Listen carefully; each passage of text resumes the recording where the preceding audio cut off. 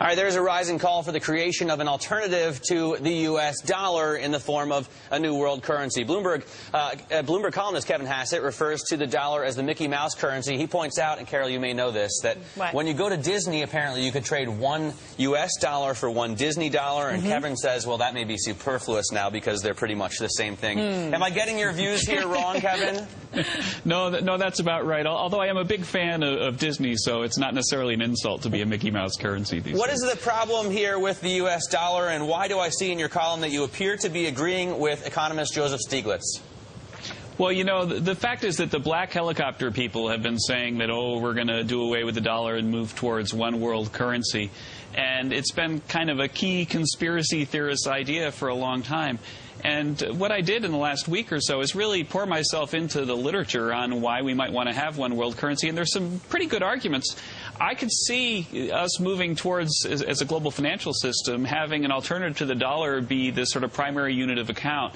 And Keynes called for this long ago, right before the Bretton Woods conference. And it looks like there are a lot of people, including Joe Stiglitz, including the Chinese and the Russians, trying to move in that direction. So I think it's something that really could happen. It's something we need to pay attention to. But something that would take a long time, right, Kevin?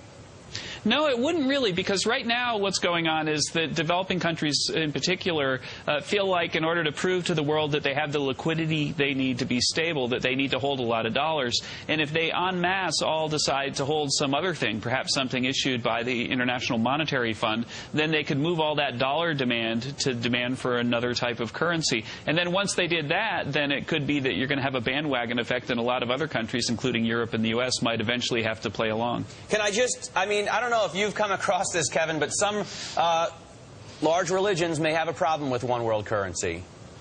Yeah, that's exactly what I'm talking about. But, you know, there are a lot of things that are wrong about the current system and things that Stiglitz has pointed out. So, for example, since the developing world has to hold a lot of dollars in order to prove that they have liquidity, then basically what they're doing is making interest-free loans to the United States.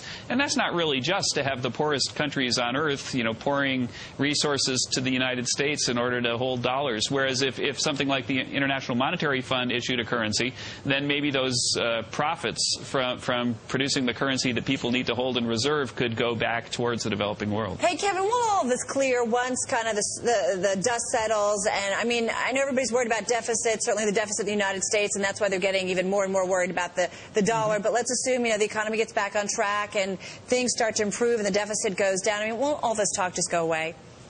No, I really don't think so. But I think that you're right that one reason why this talk has really lifted is that the U.S. deficit situation is so terrible that people are a little bit worried that maybe the U.S. dollar isn't going to be the best place to park your money over the next few years. But I think there's this other thing, which is the equity between the developed world and the developing world that needs to be addressed. And so the developing world is throwing capital at the developed world, and really it should go in the other direction. Are the people, though, that are concerned also concerned because they are holding so many U.S. dollars? I mean, China brings this up, right? But it's not in China's best interest to pull investors out of U.S. dollars either.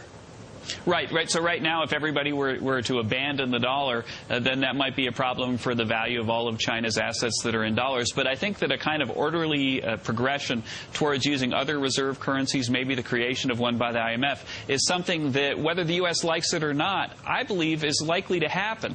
And so you need to start to think about what's going to happen if the developing world coalesces around the idea that we should have this new currency. Maybe, you know, Keynes called it the Bancor. We'd have this new currency that they all use as their reserve, as their main reserve. If that starts to happen, it's going to be a fundamentally different world, and they've got a strong incentive to do that. All right. Hey, Kevin, thanks so much for joining us. Kevin Hassett there, Director of Economic Policy Studies at the American Enterprise Institute, also a Bloomberg News columnist, and the opinions that he expresses are his own and not necessarily those of Bloomberg LP. I have a feeling you might express them too, though. I enjoy reading Kevin's column. Let's just say that. You can find it on the Bloomberg NI Hassett. Definitely check it out. Or you can check it out on Bloomberg.com.